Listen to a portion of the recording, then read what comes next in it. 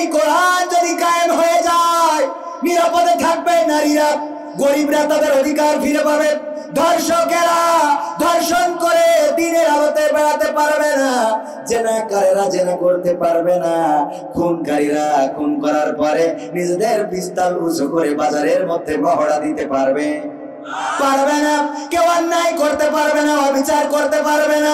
এই যে আজকের এই মাহফিলে আসার পথে আমাদের যখন রিসিভ করে নিয়ে আসছিল, তখন সভাপতি সাহেব আমাদের রাশিদুল ভাই ওনার পকেট থেকে ফোনটা এক আল্লাহর ওলি নিয়ে নিয়েছে চার্জ দেওয়ার জন্য।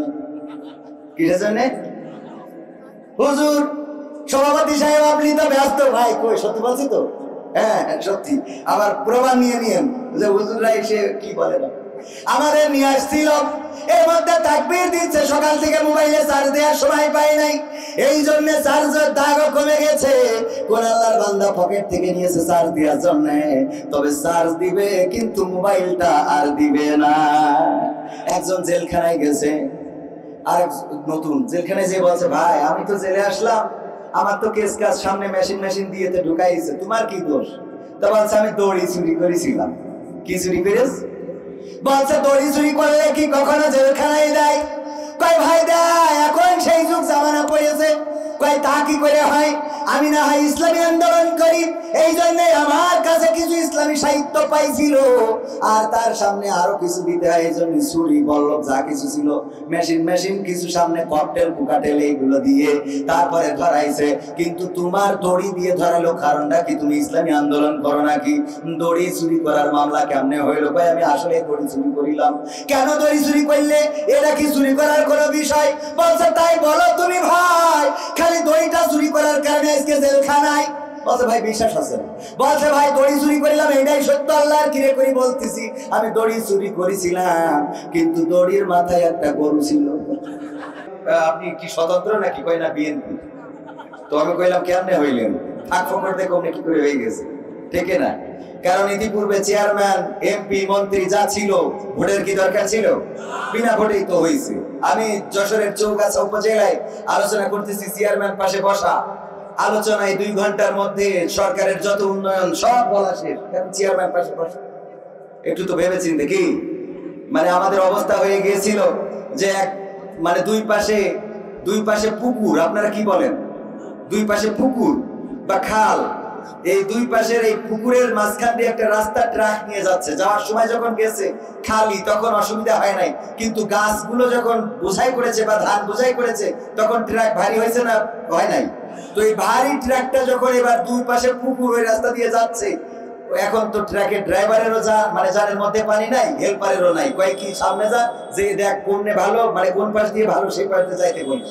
তো এখন কয় উস্তাদ ডানি রেখে, তো ডানি যেই দেয় ওই ডানের পুকুরের মধ্যে যাইতে যায়, তো উস্তাদ পাই, আবার বাম দিকে দেয়, আবার বামের পুকুরে যাইতে যায়, আবার উস্তাদ ডানে, এই ডানে বাই করতে করতে গাড়ি চলে গেছে পুকুরের মধ্যে।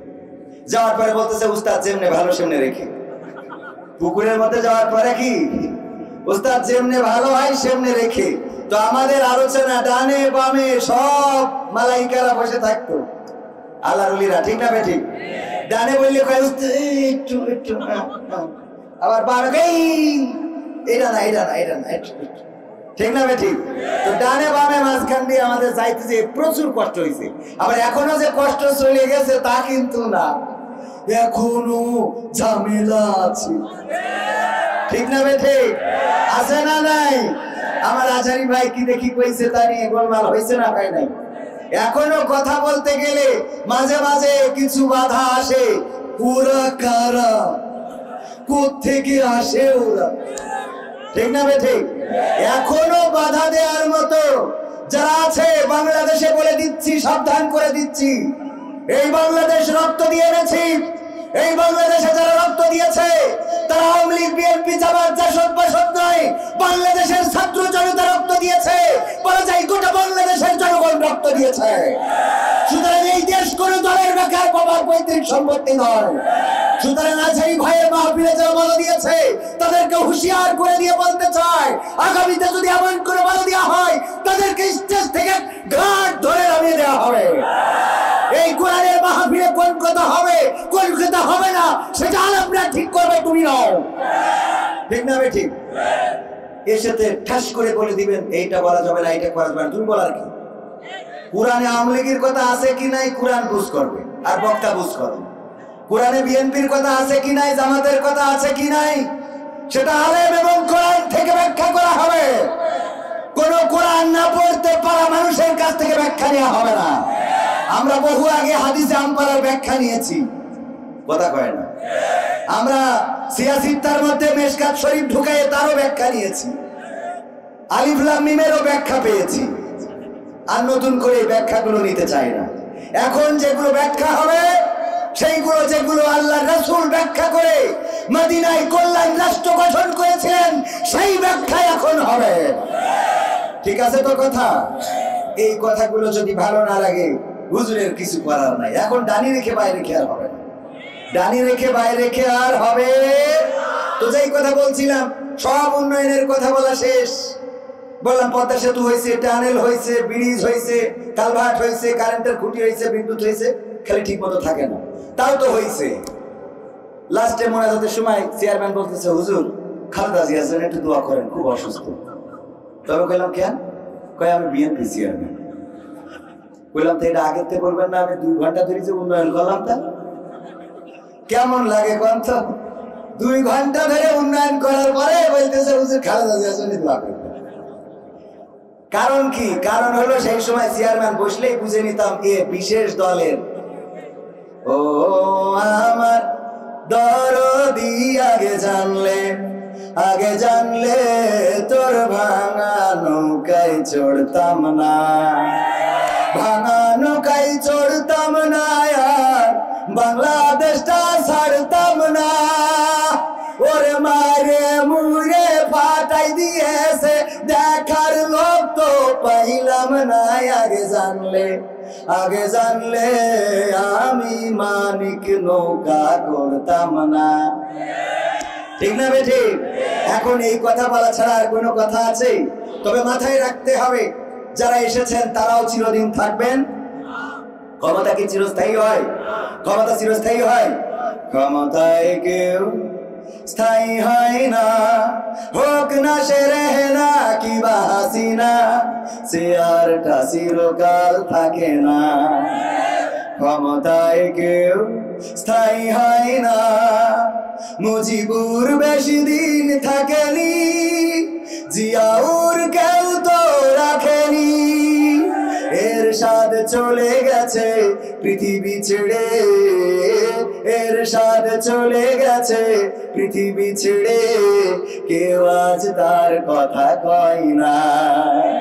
ক্ষমতায় কেউ স্থায়ী হয় না, হাসিনা ক্ষমতা ধরে রাখতে আয়না ঘর বানিয়েছিল, জনগণের রোশানলে দাদার দেশে পালিয়ে গেল। হাসিনা ক্ষমতা ধরে রাখতে আয়না ঘর বানিয়েছিল, জনগণের রোশানলে দাদার দেশে পালিয়ে গেল। ডিবি হারুনের পাশে আর, ডিবি হারুনের পাশে আর পরিমণিদের দেখা যায় না। ঠিক না বেঠে? ক্ষমতায় কেউ স্থায়ী হয় না। কথা ঠিক আছে তো? আজকের এই মাহফিলের উপস্থিত আছেন আমাদের চেয়ারম্যান সাহেব, আছেন বিএনপির উপজেলা কমিটির সদস্য মেবি, এবং আরো অন্যান্য গণ্যমান্য ব্যক্তিবর্গ। আমার সামনে অনেকেই আছেন, অনেক বড় বড় আলেম, আলিয়া, কওমিয়া, হাফেজিয়া মাদ্রাসার অনেকেই রয়েছেন যাদের পায়ের জুতা 2খানা সোজা করে দিতে পারলে নিজেকে ভাগ্যবান মনে করতাম। আপনাদের সামনে এখানে বসে কথা বলা এটা বেআদবি। এজন্য মাঝে মাঝে আমাকে আবার ফেসবুকে, অনলাইনে মোটামুটি আলোচনা সমালোচনাও করে যে আপনি কেন এভাবে কথা বলবেন। আসলে কেউ বলছে না দেখে বলা শুরু করেছি। এতদিন তো বলেন নাই, এতদিন বলেন নাই।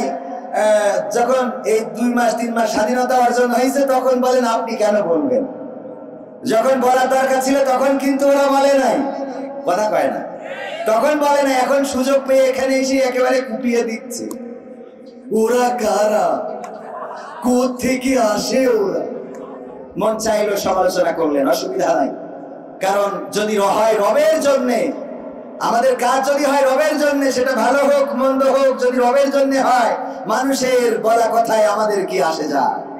মানুষের দেয়া কষ্টে আমাদের কি ক্ষতি হয়?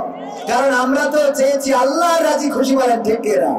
আল্লাহ রাব্বুল আলামিনের পথে চলেছি বলেই আজকে এই মঞ্চে কথা বলি।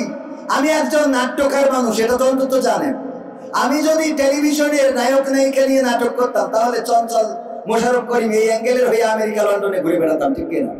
কিন্তু ওই পথে যাই নাই। কেন যাই নাই? ওটা আমার রব পছন্দ করেন না, ওটাও আমাদের জন্য জায়েজ নয়। এই জন্য এই পথে রয়েছি, আল্লাহ এই জায়গায় এনে দিয়েছেন। তো আপনি এত কষ্ট পান কেন? আপনি আল্লাহর সিদ্ধান্তের বিরুদ্ধে যান কেন? আল্লাহ যার রিজিকে লিখেছে আপনার পাবনার দাসুরিয়ার মিষ্টি, সে তো দাসুরিয়ার মিষ্টি খাবে নাকি? আর যার রিজিকে টয়লেটের পায়খানা লিখেছে, সে সেটা খাবে। তো আল্লাহ আমার রিজিকে যদি দাসুরিয়ার মিষ্টি, এই জায়গার পায়েস লিখে থাকে, আপনাদের যে জলে জলে কেন জলে?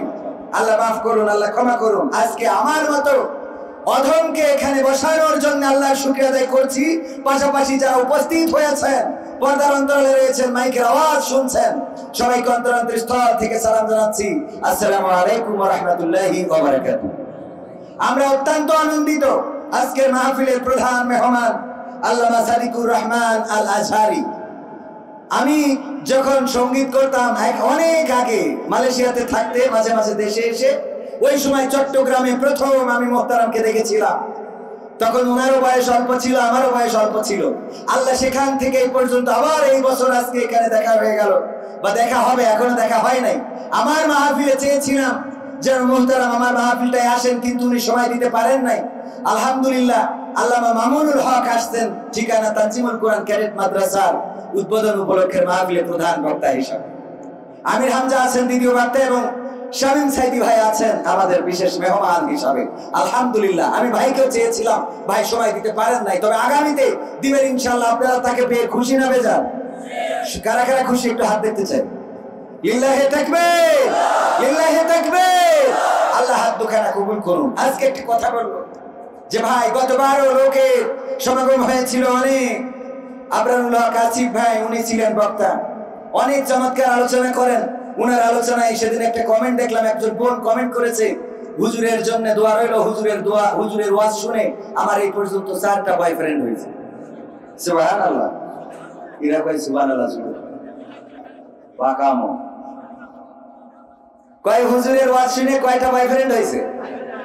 তো এই বয়ফ্রেন্ড গার্লফ্রেন্ডের আলোচনা গত বছর শুনতে এসে পাবনাবাসী আবার নাকি চলে গিয়েছে। আত্মার খোরাক দিতে ব্যর্থ হলে জনগণ বসতে চায়, ঠিক না? আত্মার খোরাক দিতে ব্যর্থ হয়েছে সবচেয়ে বেশি ইতিপূর্বে 15টা বছর যে চেয়ারটা ধরেছিল সে। এই জন্য জনগণ মৃত্যুকে ভুলে গিয়েছে। কথা কয় না, ঠিক না বে ঠিক? জনগণের পদ্মা সেতু দিয়েছে, এটা ঠিক। টানেল দিয়েছে, এটা ঠিক। রাস্তা পাকা করেছে, এটা ঠিক। ঘরে ঘরে বিদ্যুৎ দিয়েছে, এটা ঠিক। ভূমিহীনদের ঘর বাড়ি করে দিয়েছে, এটা ঠিক। কিন্তু এই জনগণের আত্মার যে খোরাক, সেটা দিতে ব্যর্থ হয়েছিল। কারণ এই জনগণ স্বাধীনতা চেয়েছিল, এই জনগণ কথা বলার স্বাধীনতা চেয়েছিল, এই জনগণ দুর্নীতিমুক্ত বাংলাদেশ চেয়েছিল, এই জনগণ চেয়েছিল এই বাংলাদেশে স্বাধীনতার সার্বভৌমত্ব নিয়ে সবাই যার যার মতো ধর্ম কর্ম করবে। কিন্তু ইতিপূর্বের সরকার তারা কোণঠাসা করে রেখেছিল শুধুমাত্র তাদের দলের যারা, তাদের মতের যারা, তাদের স্বাধীনতা ছিল, আর বাকি যারা ছিল তারা ছিল এই বাংলাদেশে যেন রোহিঙ্গা হয়ে দাঁড়িয়েছিল, বলেন ঠিক কিনা? এই জন্য বাংলাদেশের মানুষ নিজেদের স্বাধীনতা খুঁজে নিয়েছে। আর এই স্বাধীনতা খোঁজার জন্য যে পথ রাস্তা, সেটা বলে দেয় আমাদের কোরআন, ঠিক না বে ঠিক?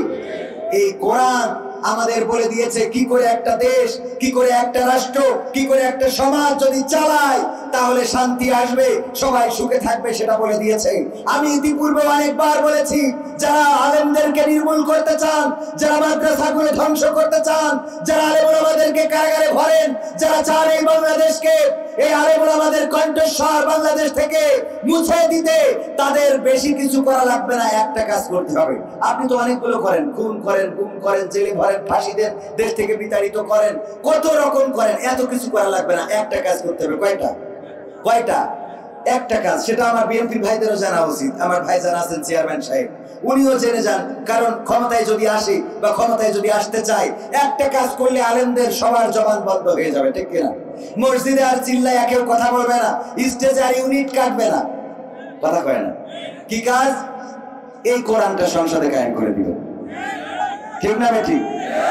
এটা কায়েম করে দিলে আর আলেমরা কোনো কথা বলবে? যা করার এইটাই করবে। বলেন সুবহানাল্লাহ। এই কোরআন যদি কায়েম হয়ে যায়, শান্তি আসবে না? আসবে না?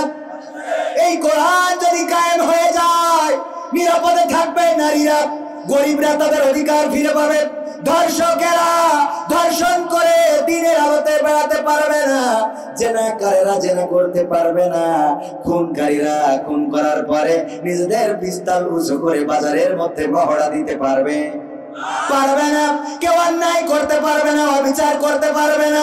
এই যে আজকের এই মাহফিলে আসার পথে আমাদের যখন রিসিভ করে নিয়ে আসছিল, তখন সভাপতি সাহেব আমাদের রাশিদুল ভাই ওনার পকেট থেকে ফোনটা এক আল্লাহর ওলি নিয়ে নিয়েছে চার্জ দেওয়ার জন্য। কিসের জন্য? হুজুর সভাপতি সাহেব আপনি তো ব্যস্ত। ভাই কই, সত্যি বলছি তো? হ্যাঁ সত্যি। আবার প্রমাণ নিয়ে নিয়েন যে হুজুররা এসে কি বলে না। আমাদের নিয়ে আসছিল, এর মধ্যে তাকবীর দিচ্ছে, সকাল থেকে মোবাইলে চার্জ দেওয়ার সময় পাই নাই, এই জন্য চার্জের দাগও কমে গেছে। কোন আল্লাহর বান্দা পকেট থেকে নিয়েছে চার্জ দেওয়ার জন্য, তবে চার্জ দিবে কিন্তু মোবাইলটা আর দিবে না। একজন জেলখানায় গেছে, আর নতুন জেলখানায় যে বলছে, ভাই আমি তো জেলে আসলাম, আমার তো কেস কাজ সামনে মেশিন দিয়ে ঢুকাইছে, তোমার কি দোষ? তা বলছে আমি দড়ি চুরি করেছিলাম। কি চুরি করেছ? বলছে দড়ি চুরি করলে কি কখনো জেলখানায় দেয়? কয় ভাই দেয়, এখন সেই যুগ জামানা পড়েছে। কয় তা কি করে হয়? আমি না হয় ইসলামী আন্দোলন করি, এই জন্য আমার কাছে কিছু ইসলামী সাহিত্য পাইছিল, আর তার সামনে আরো কিছু দিতে হয়, এই জন্য ছুরি বল্লভ যা কিছু ছিল, মেশিন কিছু সামনে ককটেল কুকাটেল এইগুলো দিয়ে তারপরে ধরাইছে। কিন্তু তোমার দড়ি দিয়ে ধরালো কারণটা কি? তুমি ইসলামী আন্দোলন করো নাকি? দড়ি চুরি করার মামলা কেমনে হইলো? ভাই আমি আসলে দড়ি চুরি করিলাম। কেন দড়ি চুরি করলে? এটা কি চুরি করার কোনো বিষয়? বলছে তাই বলো তুমি ভাই, খালি দড়িটা চুরি করার কারণে আজকে জেলখানায়? বলছে ভাই বিশ্বাস আছে? বলছে ভাই দড়ি চুরি করিলাম, এটাই সত্য, আল্লাহর কিরে করে বলতেছি, আমি দড়ি চুরি করেছিলাম, কিন্তু দড়ির মাথায় একটা গরু ছিল। দড়ির মাথায় কি ছিল? একটা গরু ছিল, ওইটা তো আমার দোষটা। এখন মোবাইলটা নিয়েছে। দেখেন আমি এই কথা কেন বললাম, প্রতিটা কথার পিছনে কারণ থাকতে হবে, যুক্তি থাকতে হবে। আল্লাহ রাব্বুল আলামিন ছোট ছোট বিষয় দিয়ে উপমা দিয়েছেন। মশা, মাছি, মৌমাছি সব নাম কোরআনে আছে না নাই?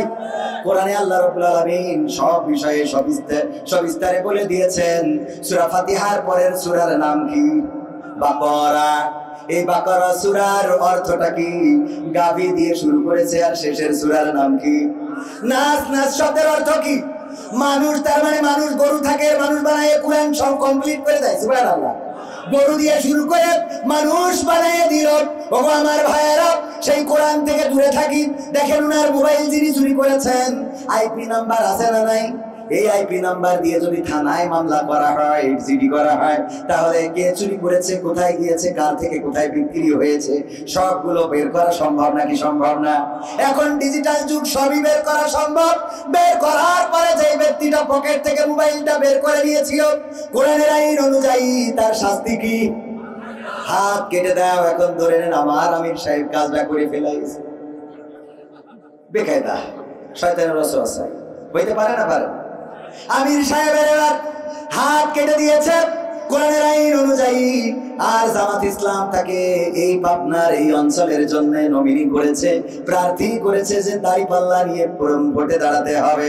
উনি এক সময় মোবাইল এই যে পকেট থেকে চার্জ দেওয়ার জন্য নিয়েছিল, এর কারণে হাতটা কাটার পরে যদি এখন আপনাদের সামনে এসে বলে আমি জামাত ইসলামের প্রার্থী, সবাই দাঁড়িপাল্লায় মারো, মারবেন আপনারা? বলবেন আপনি যাই হন তাই হন, এক সময় যে আপনি কোন মাল ছিলেন বুঝা সারারি, ঠিক না বেঠে? যত বড় জামাতের আমির হোক না কেন, যত বড় আমার জামাতের লিডার হোক না কেন, যদি উপজেলার চেয়ারম্যান, উপজেলার এমপি, শুধু আসনের এমপি শুধু নয়, উপজেলার চেয়ারম্যান কিংবা ইউনিয়ন পরিষদের চেয়ারম্যান কিংবা যদি ওয়ার্ডে মেম্বার পদেও প্রতিদ্বন্দ্বিতা করার জন্য ওনাকে দেওয়া হয়, আর যদি দেখা যায় হাতের কবজি নাই, ভাইরাই আমার গো আগে আমি ছিলাম এখন ভালো হয়ে গেছি রে। মানবেন আপনারা? কবেন আগে যেহেতু চোর ছিলে এক হাত কেটে, এখন তোমার নতুন করে মেম্বার বানায় ওই তিরানের চাইলগুলো ছাড়বা আর এক হাত কাটবে, তখন সুস পাখি করে কথা কয় না। তাইলে এটা কায়েমের দরকার আছে না? চেয়ারম্যান সাহেব বুঝতে পারছেন এখন কেন লাগবে? হ্যাঁ, চেয়ারম্যান বুঝতে পারছে খেলা হবে ইনশা। সাহস নিয়ে দাঁড়িয়েছ তাই মুক্ত হয়েছে জামিন, সাহস করে দাঁড়ালে আর একবার কায়েম হয়ে যাবে দিন। ঠিক না বেটি? সাহস নিয়ে দাঁড়িয়েছ তাই মুক্ত হয়েছে জামিন, সাহস করে দাঁড়ালে আর একবার কায়েম হয়ে যাবে দিন। নয় নয় নয় আর কোন ভয়, আনতে হবে দিনের বিজয়। নয় নয় নয় আর কোন ভয়, আনতে হবে দিনের বিজয়, দিনের বিজয়। যারা ভেবেছিল ছাড়বে না আর ক্ষমতার ওই মাসনদ, দেখেছে তারা রবের পাকড়াও কি করে করে নাস্তানাবুদ। যারা ভেবেছিল ছাড়বে না আর ক্ষমতার ওই মাসনদ, দেখেছে তারা রবের পাকড়াও কি করে করে নাস্তানাবুদ। তাই নয় নয় নয় আর কোন ভয়, আনতে হবে দিনের বিজয়, দিনের বিজয়। মানুষের সাথে যারা করেছে দুশ্মনী, করেছে বাড়াবাড়ি, দেশের বুকে তাদের হয়নি তো জায়গা, যেতে হলো মামার বাড়ি। মানুষের সাথে যারা করেছে দুশ্মনী, করেছে বাড়াবাড়ি,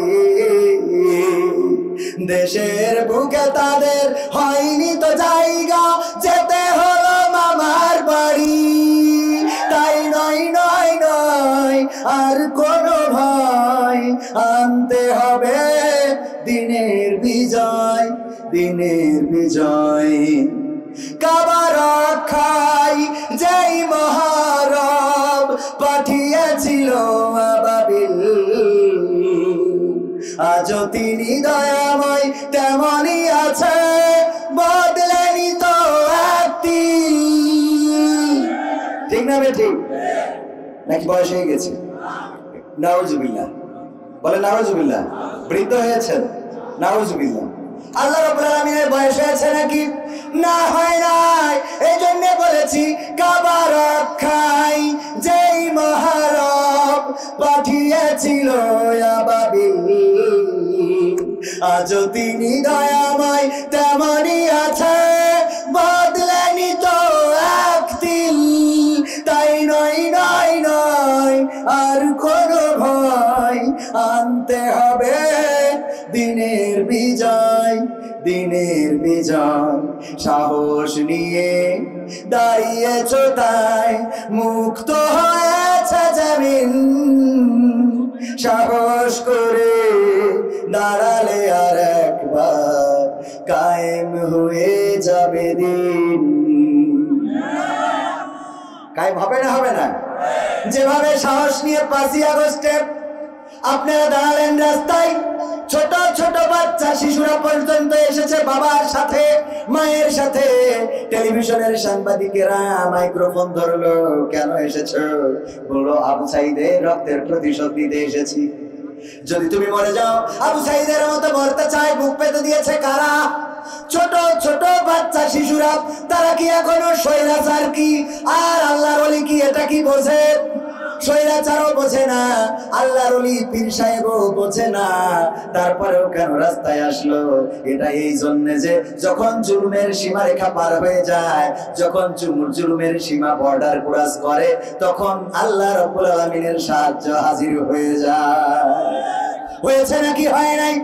ফেরাউনের সময় আল্লাহ রাব্বুল আলামিন মুসা আলাইহিস সালামের সময় ফেরাউন যখন নির্যাতনের বর্ডার ক্রস করেছে, নদীর কিনারায় চলে গিয়েছে, মুসা আলাইহিস সালামের সাহাবীরা বলল, ও নবী, আর তো বাঁচার কোনো রাস্তা রইল না, এবার বড় বিপদে পড়ে গেলাম, হয় পানিতে চুবানি খেয়ে মারা যেতে হবে, না হইলে এই ঘোড়ার পদতলে পিষ্ট হয়ে মারা যাওয়া লাগবে। মুসা আলাইহিস সালাম বললেন, লা তাকনাতু মিন রাহমাতিল্লাহ, আল্লাহ নিষেধ করেছেন তার রহমত থেকে নিরাশ হতে, সুতরাং ভয়ের কিছু নেই। আল্লাহ রাব্বুল আলামিন রাস্তা করে দিয়েছেন না দেয় নাই? যখন আর কোন রাস্তা নাই, তখন আল্লাহ রাব্বুল আলামিন নদীর মধ্যে রাস্তা করে দিলেন 12টা কওমের জন্য। 12টা রাস্তা, 12টা কওম পার হয়ে গেল। নমরুদ যখন যুদ্ধ করার জন্য ইব্রাহিম আলাইহিস সালামের সাথে প্রতিযোগিতা করে উপস্থিত হলো ময়দানে, যে তোমার আল্লাহর সাথে যুদ্ধ করব, তোমার আল্লাহর কত ক্ষমতা দেখে নেব। আল্লাহর ক্ষমতা কি আছে? তোমার আল্লাহকে বলো আমাকে প্রতিহত করার জন্য আমি 41 সালের আগ পর্যন্ত ক্ষমতা ছাড়বো না। এই কথা যখন বললো, ইব্রাহিম আলাইহিস সালাম বললো, ঠিক আছে, এসো শাহবাগে দেখা। কথা কয় না? এসো শাহবাগে দেখা হবে। শাহবাগে উপস্থিত হওয়ার পরে ইব্রাহিম আলাইহিস সালামকে বললেন, ও ইব্রাহিম, তোমার আল্লাহর সেনাবাহিনী কই? তোমার আল্লাহর যুদ্ধ করার মতো সেই সৈন্যরা কই? বললো, অপেক্ষা করো, আল্লাহর সৈন্য খুবই কাছে আসে, চলে আসবে। পরবর্তীতে আল্লাহর সৈন্য এসেছে নাকি আসে নাই? আল্লাহর সৈন্য চলে আসলো। মশা আসার পরে কামড় দিল, আর ফেরাউনের বাহিনী মারা গেল। ন্যাংরা মশা যেটা, ওটা বললো, দেখ আমি তো পঙ্গু, আমার তো কিছু করার নাই, আমি তো কারোর সাথে পেরে উঠবো না, তোরা দয়া করে ফেরাউনের নমরুদের দায়িত্বটা আমার দে। নমরুদের দায়িত্ব এই যে বর্তমান যুদ্ধেও ন্যাংরারাও পথে নেমেছে নাকি নামে নাই? হুইল চেয়ারে করে রাজপথে নেমেছে না নামে নাই? হাত হারিয়েছে, পা হারিয়েছে, তারপরে আবার রাস্তায় এসেছে যে না, আমরা পঙ্গু হয়েছি, অসুবিধা নাই, জীবন তো এখনো দিই নাই, জীবনটা দিয়ে চাই, মারা তো যাওয়াই লাগবে। হামাস নেতা শহীদ হয়েছে, তার বক্তব্যগুলো শুনলে অনুপ্রাণিত হতে হয়। মারার দিন তো নির্ধারিত আছে না নাই? মারা যাওয়ার দিন নির্ধারিত আছে না নাই? আমরা চাইলেই কি কিয়ামত পর্যন্ত বাঁচতে পারবো? মারা তো যাওয়াই লাগবে, কোন না কোন কারণেই মরতে হবে। কেউ মারা যাবে অ্যাক্সিডেন্টে, কেউ মারা যাবে পানিতে ডুবে, কেউ মারা যাবে ক্যান্সারে, কেউ মারা যাবে করোনায়, কেউ মারা যাবে ডায়রিয়া হয়ে, কেউ মারা যাবে জ্বর হয়ে, কেউ মারা যাবে অসুস্থ হয়ে। এমনি ভাবে সবাই তো মারা যাবে, কিন্তু যার কিছু হবে না তার কি হবে বলেন? হ্যাঁ, সেও মারা যাবে, কিন্তু কিছু একটা হবে। কি হবে বলেন তো?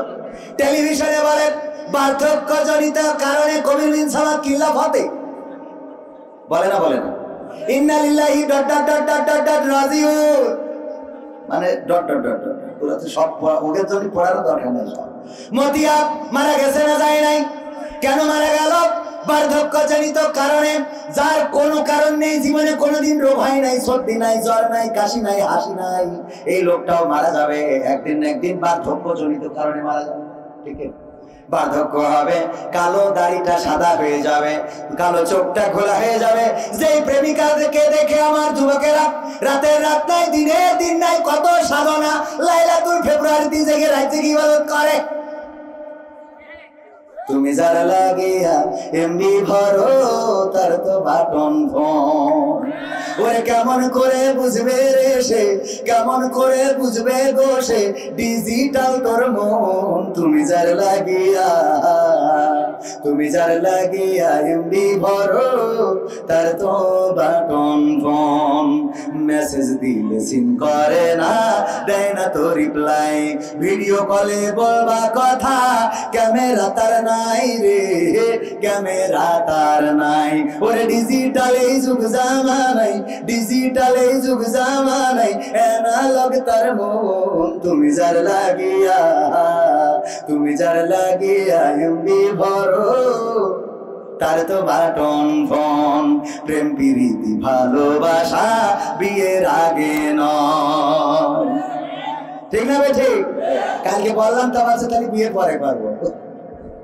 মানে এক জায়গায় ভাতও রয়েছে, মুড়িও রয়েছে, কিন্তু অল্প করে, লোক বেশি, অল্প মুড়ি অল্প ভাত। যে মুড়ি খাবে তার আর ভাত না খালি মোটামুটি কভার করতে পারবে। তাই জন্যই আমির সাহেব জিজ্ঞেস করতেছে আপনি মুড়ি খাবেন না ভাত খাবেন? তো আছে ভাত খাই তারপর মুড়ি খাবেন, মানে কোনোটা ছাড়বে না। কাল বললাম যে প্রেম প্রীতি ভালোবাসা বিয়ের আগে নয়, মনের মধ্যে রাখো যুবক আল্লাহ তাআলার ভয় রে, পরকালের ভয়।